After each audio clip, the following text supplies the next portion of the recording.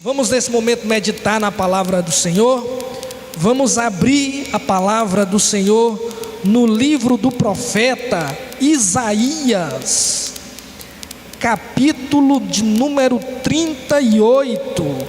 Livro do profeta Isaías, capítulo de número 38. Nós estamos, como você está vendo o slogan aí no nosso vídeo, estamos no culto da família. Amém? Certo que eu penso que todo culto é da família, né? Mas seres humanos gostam de colocar nomes, né? Mas é o culto da família, o culto oficial da família. Isaías capítulo 38, versículo 1, e apenas o versículo 1, amém? Diz assim: naqueles dias Ezequias adoeceu de uma enfermidade mortal, e veio a ele Isaías, filho de Amós, o profeta, e lhe disse: assim diz o Senhor, põe em ordem a tua casa, porque morrerás e não viverás. Amém? Senhor, nós queremos te agradecer pela tua palavra. Queremos te agradecer porque tudo que foi escrito para o nosso ensino foi escrito. Fala conosco nessa noite através do teu Espírito Santo na exposição da tua palavra.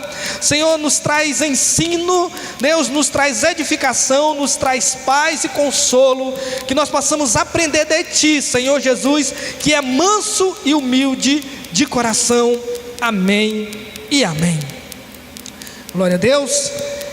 Irmãos aqui presentes, sejam bem-vindos ao nosso culto da família. Amém?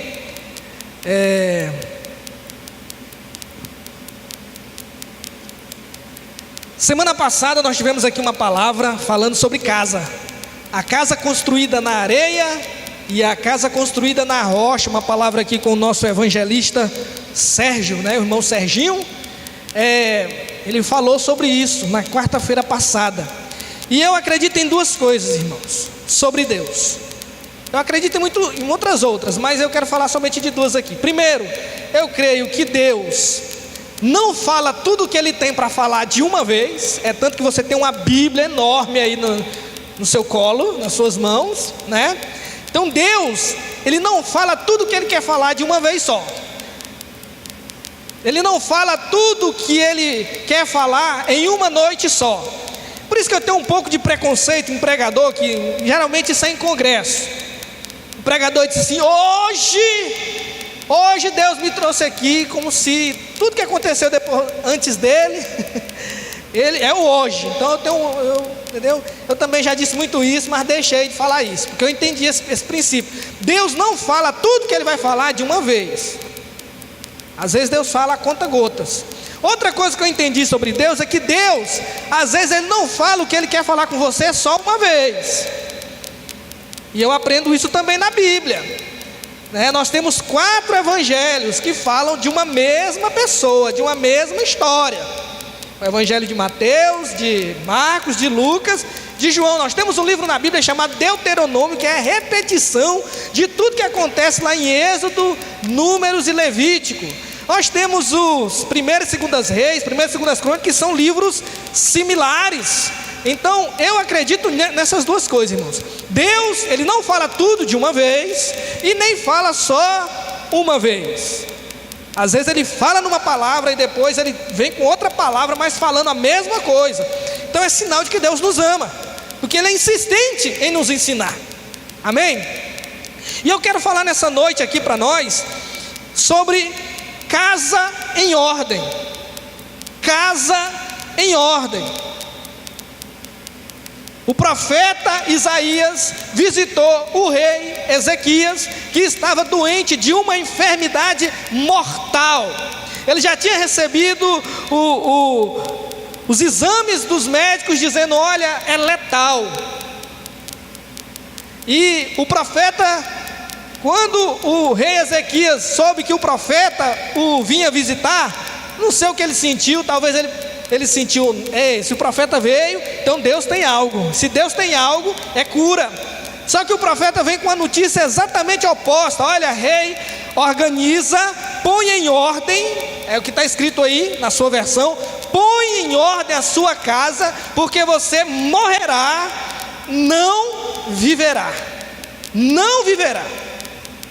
Então eu quero falar sobre casa em ordem. Casa em ordem. Amém? Você que está em casa aí, quiser anotar essa palavra, pode anotar, que eu não tenho patente com pregação não. Tá bom? Essa palavra não é minha, Deus dá, Deus compartilha. Você pode pregar ela depois aí para quem você quiser. Deus é o Deus de família, irmãos. É até redundante dizer que Deus é o Deus da família, que Deus é o Deus de família, porque Deus é familiar. Ele idealizou a família. O plano original de Deus era um plano de família. Então, como Deus de família, Deus até tolera pela sua graça e paciência e longanimidade a bigamia, o adultério, né? Ele até tolera o divórcio, mas não quer dizer que ele concorda com isso. Isso está fora do plano original de Deus, está fora do padrão de Deus. Deus quer que o homem tenha uma esposa. Deus quer que o casamento seja um só casamento. E Deus quer que não haja o adultério no casamento. Então, Deus é um Deus de família, irmãos. É tanto que na Santíssima Trindade tem um relacionamento familiar, que é pai e filho. No Antigo Testamento, Deus tratava o povo de Israel como a sua esposa. Ele era o marido. Se eu não me engano, lá no livro de Isaías escreve: pois o teu Criador é o teu marido. Nós vemos o livro de Cantares dizendo isso muito bem, que existia a esposa e existia o esposo. É uma alegoria, uma parábola de Deus e o povo judeu. E no Novo Testamento nós vemos Jesus dizendo que a igreja, lá em Apocalipse, é a noiva do Cordeiro. Então tudo isso aí está dentro desse arcabouço de conceito de família. Como se não bastasse, nós temos um relacionamento com Deus de pai para filho, somos filhos de Deus. Então nós vemos isso. Uma coisa interessante que às vezes dá um nozinho na nossa cabeça, porque a gente não foi treinado para pensar assim, é que Deus também se põe como mãe. Eu sei que é estranho ouvir isso, porque nós temos a oração do Pai Nosso, porque Jesus disse que o meu Pai está em mim e eu estou no meu Pai, né? Falei agora como um Henrique Cristo, meu Pai. Mas Deus, a Bíblia demonstra que Deus também é mãe, porque lá em Osés diz que tinha um cordão umbilical entre Deus e a humanidade, o atrair com cordas de amor. Lá nesse mesmo capítulo de Osés diz que Deus ensinou o povo a andar. Peguei você, ensinei você a andar, engatear e andar. Lá em Salmos 81 fala que Deus amamenta o seu povo. Isso é coisa de mãe. Lá no Salmo 131 fala que Deus coloca o bebê para arrotar. O salmista diz: nos teus braços, Senhor, eu sou como uma criança desmamada, que o Senhor balança para me arrotar e dormir, né? E em Isaías, nesse mesmo livro que nós acabamos de ler, diz que Deus deu a luz. Enfim, irmãos, é muito vasto esses exemplos. Jesus disse que nós somos suas irmãs, seus irmãos e sua mãe. Quando alguém diz: tua mãe está lá fora. Minha mãe são esses aqui, ó. Esses aqui são minha mãe, minha irmã e meus irmãos. Amém? Então Deus é um Deus de família. O primeiro milagre de Jesus foi no casamento. Deus é o Deus da família. Deus é o Deus da família. Então, vamos voltar aqui para Ezequias. A casa do rei não estava em ordem. Família do rei não estava em ordem. O lar do rei Ezequias não estava em ordem. O que eu acho interessante aqui, na ordem do profeta, dizendo assim diz o Senhor, no recado, na sentença profética de Isaías, ele não diz assim: rei Ezequias, ponha o reino em ordem, porque você vai morrer. Não. Você não vê Deus dizendo: olha, rei Ezequias, ponha o país, a nação em ordem, porque você vai morrer. Não. Deus diz: ponha em ordem a sua casa, porque você vai morrer e não vai viver. O que eu aprendo com isso, irmãos? Nesses últimos tempos de informação, rede social, muitas ideologias sendo defendidas por nós, nossos pontos de vista, nossas opiniões, enfim, e todo mundo quer consertar o Brasil, porque agora de repente todo mundo tem a fórmula de consertar, de saber o que o ministro tem que decidir, o que o presidente tem que fazer, o que o prefeito tem ou não que fazer, o que o governador tem que escolher. Meu irmão, põe em ordem a tua casa. Não, eu quero falar que é de casa em ordem. Deus não pediu para o rei resolver problema de nação, e ele era o rei, ele era o presidente, era a autoridade máxima. Deus não pediu para ele organizar país, Deus não pediu para ele organizar a nação. Deus pediu: ponha em ordem a sua casa. Fique tranquilo, meu irmão, fique tranquilo que pessoas que vão cuidar do país já têm autoridade constituída para isso. Se eles não conseguirem resolver, eles vão responder por isso. Cuide da sua casa, coloque em ordem a tua família, a tua casa. Como diria a Madre Teresa de Calcutá: quer mudar o mundo? Começa pela tua casa. Quer mudar o mundo? Começa pela tua casa. Eu ouvi um pregador dizendo hoje numa live que de repente um monte de adolescentes que não faz a sua cama, aí quer ir para a internet resolver o país, porque agora ele é contra isso, é contra...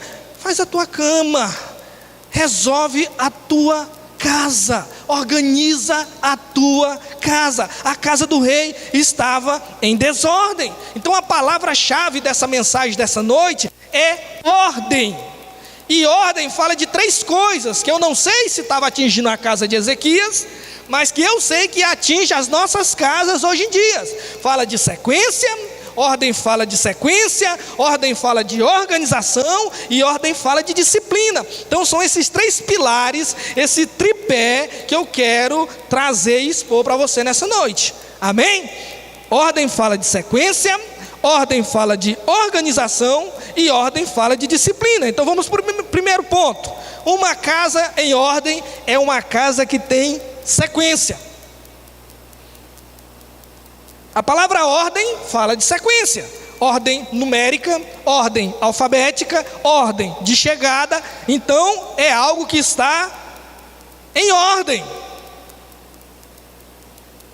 Então esse primeiro ponto fala de prioridade.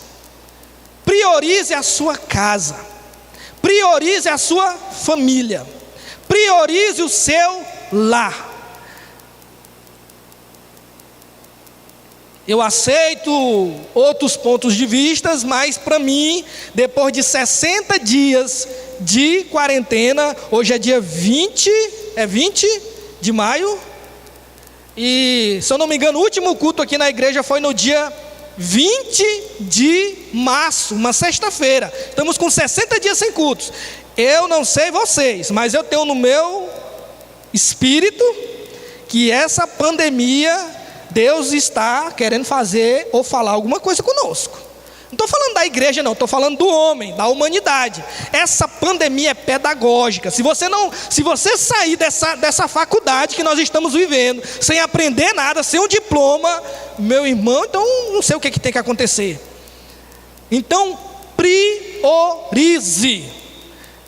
Era muita correria, nós estávamos numa correria desenfreada, a agenda lotada, ninguém tinha tempo para nada. Está até acontecendo alguns divórcios de casais, porque eles tiveram que conviver, tiveram que dormir junto, tiveram que morar na mesma casa e de repente descobriram que, não, então vamos separar, não dá não te aguento não. Sabe por quê? Porque a agenda era lotada, quando um chegava o outro não estava, então todo mundo tinha a sua vida, era só pela rede social, era só emoji, de repente para-se tudo e a família tem que ficar na casa.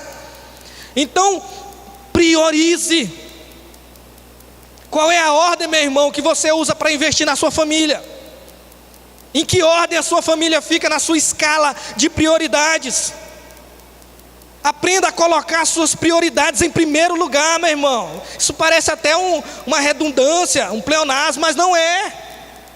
Porque às vezes a gente coloca prioridades em último lugar. Mas aí ela deixa de ser prioridade. Deixa, na ordem que a gente coloca, mas na ordem de Deus continua sendo prioridades. Aprenda a colocar suas prioridades em primeiro lugar, que é a sua família. Então, é sequência. Atenção ao cônjuge, atenção aos filhos. E você que é jovem, filho e cristão, atenção a seus pais. Você não consegue conversar com teu pai 15 minutos. Tu não consegue sentar e assistir um programa com teu pai. Tu não consegue, minha filha, conversar com a tua mãe. É o dia inteiro nesse celular. Tu não sai desse teu mundo virtual. Tu não conversa. Mãe, como é que a senhora está? Aí, meus pais são estranhos. Estranho é você que é cristão, que conhece a verdade e não honra teus pais. Não pense que desonrar pai é só virar bandido, usar drogas, fugir para outro lugar. Não, desonrar pai é o simples fato de você não honrá-lo com a sua atenção, com o seu carinho. Meu pai não entende. Acho que às vezes nem Deus, meu irmão, te entende. Então nós temos que priorizar a nossa casa. Nós estávamos priorizando tudo: trabalho, dinheiro, estudos, carreira, tudo menos a família. Eu estou com medo dessa geração, irmãos. Já estou com 36 anos, já estou virando tio. Algumas pessoas já estão dizendo assim para mim: pastor, mas isso era no seu tempo. Quando você escuta isso, você está ficando velho. Mas eu estou com medo dessa geração, pessoal de 15 a 25 anos. Porque é uma geração que não quer casar. O casamento não está nos planos desses jovens de hoje. Casamento é perca de tempo, casamento é atraso. Não, eu vou me casar com 35, 40. A família não é prioridade. A prioridade é a minha carreira, é o meu diploma. A prioridade é a minha promoção, é o meu concurso. Cuidado para você não conseguir tudo o que você quer e no final da vida descobrir que tudo que você quis não era aquilo que você precisava ter. Eu não consigo repetir essa frase. Você que é pai de família, meu irmão, entenda uma coisa: tempo é dinheiro. Você fala isso, né? Mas dinheiro não é tempo. Não tem como tu comprar uma outra infância do teu filho. Não tem como tu comprar uma outra formatura do teu filho.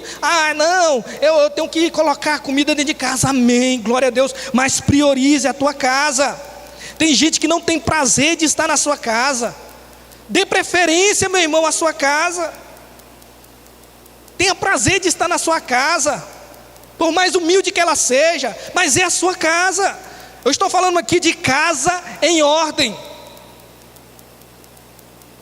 Eu estou falando aqui de família, de um lar ordenado, na sequência, prioridade, amém? Então, nós temos que aprender isso, irmãos. Parar de terceirizar os nossos filhos para o Estado. Escola não é para ensinar princípio para o teu filho, não. Escola é para ensinar educação, matemática, português, programa de saúde, ainda existe isso, estudos sociais. Foi longe, não foi? Pois é. Clodamir Milé, 1993. A escola tem que ensinar matéria, princípio, família. A escola não tem que ensinar princípio, ela tem que ensinar família. Aliás, tem que ensinar matéria. Princípio é a família que ensina. Então a gente terceirizou. De repente está todo mundo tendo que fazer dever com os filhos e está um estresse. Meu Deus do céu. Eu mesmo lá em casa: meu filho, tua professora é uma heroína. Eu quero mandar aqui um beijo para a professora Davi. Você tem a minha admiração. Você tem a minha admiração. Se o seu salário é muito pouco. Porque, meu irmão, de repente tivemos que ter prioridade para a família. Jesus disse ao endemoniado gadareno, ele disse: Senhor, eu quero ir contigo, me deixa entrar no barco. Jesus disse: não, volta, primeiro vai aos da tua casa. Prioriza a tua casa, vai na tua casa e conta tudo que eu fiz por você. Fala que tudo que Deus fez por ti, fala do milagre. Vai na tua casa, vai na tua casa. Então, irmãos, uma casa em ordem é uma casa que tem uma sequência de prioridade. E a prioridade é a família, a prioridade é o lar. A prioridade é o lar. Segundo ponto, eu falei sequência,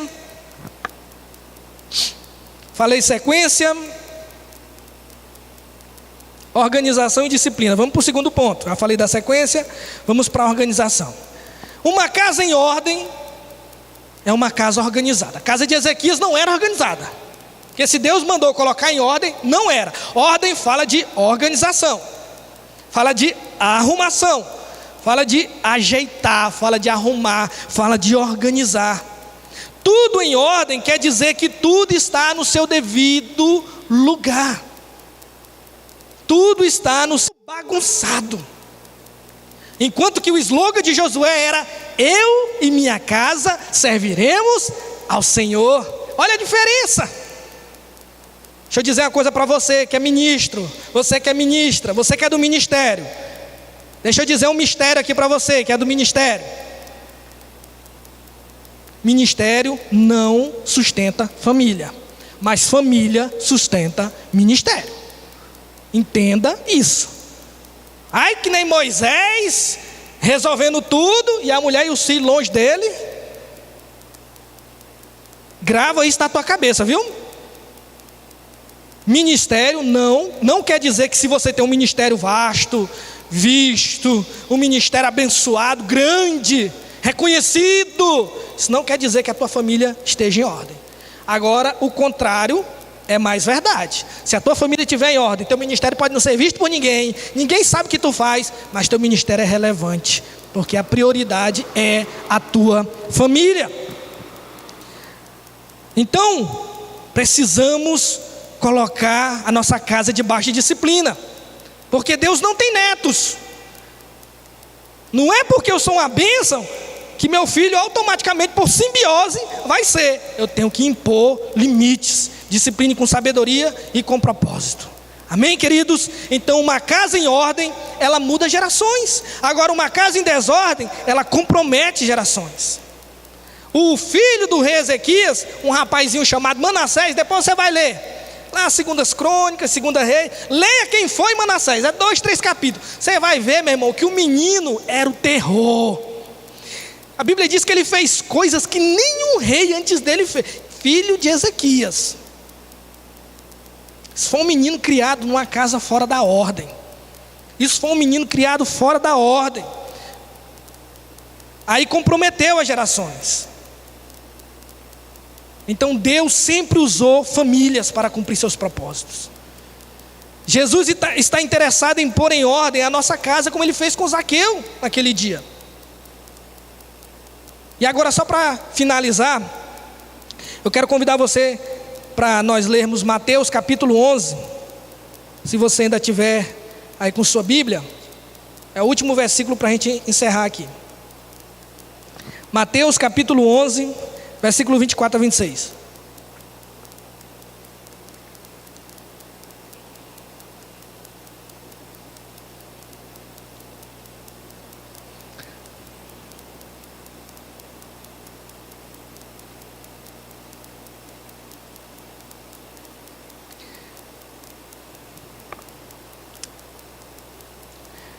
Não é não.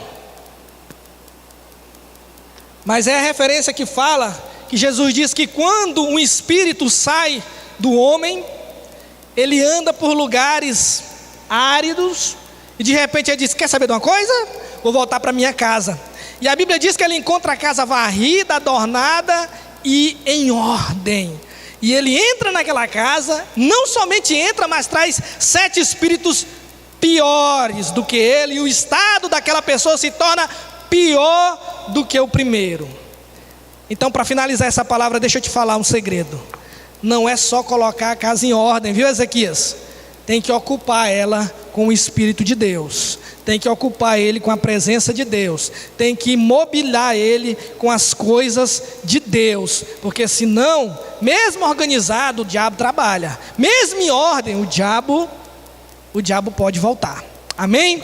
Então, queridos, que nós possamos aprender a colocar a nossa casa em ordem, a ter uma casa em ordem, em nome de Jesus. Eu espero que essa palavra tenha sido uma palavra que possa ser compreendida por você nessa noite, em nome de Jesus. Amém? Quero agradecer a você pela audiência aí no nosso canal do YouTube. Se você gostou dessa palavra, compartilha, manda ela aí no WhatsApp, manda nos grupos, se inscreve, dá o like aí, a curtida, amém? E enfim, irmãos, todo sábado, toda quarta e todo domingo a gente vai estar aqui com os cultos pelo YouTube até voltar à normalidade, e talvez até depois da normalidade isso vai permanecer, amém? Vamos encerrar, vamos colocar de pé nesse momento, para nós encerrarmos essa parte do culto, amém? Que o Senhor te abençoe, que o Senhor te guarde, que Ele resplandeça a luz dele sobre ti e que Ele te dê a paz. Amém, irmãos? Graça e paz e boa noite.